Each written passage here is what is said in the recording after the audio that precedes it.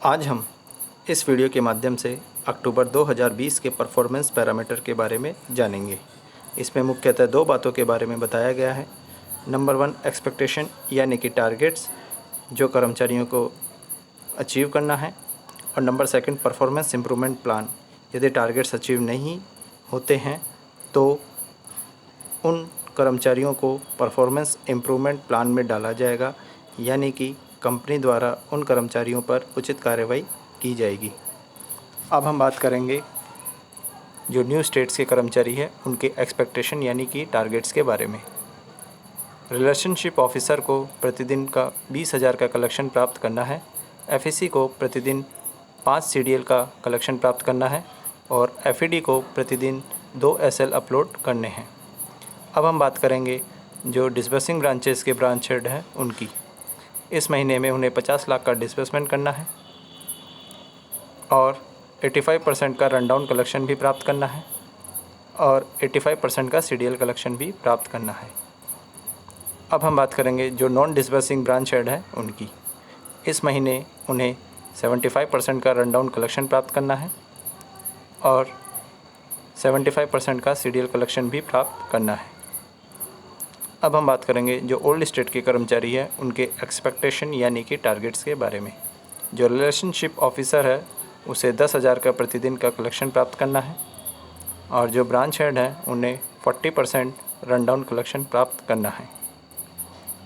अब हम बात करेंगे परफॉर्मेंस इम्प्रूवमेंट प्लान जो न्यू स्टेट के कर्मचारी हैं उनकी। तो न्यू स्टेट के जो आरओ हैं, यदि उनके प्रतिदिन का कलेक्शन 8,000 से भी कम है तो ऐसे रिलेशनशिप ऑफिसर को पीआईपी में डाला जाएगा, यानी कि कंपनी के द्वारा उन पर उचित कार्रवाई की जाएगी।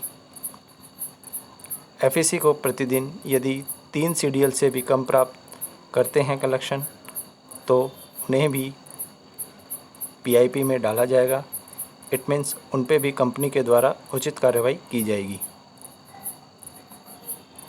और एफईडी को यदि प्रतिदिन 1 एसएल अपलोड से भी कम करते हैं तो उन पे भी, यानी कि उन्हें भी पीआईपी में डाला जाएगा और कंपनी के द्वारा उचित कार्रवाई की जाएगी।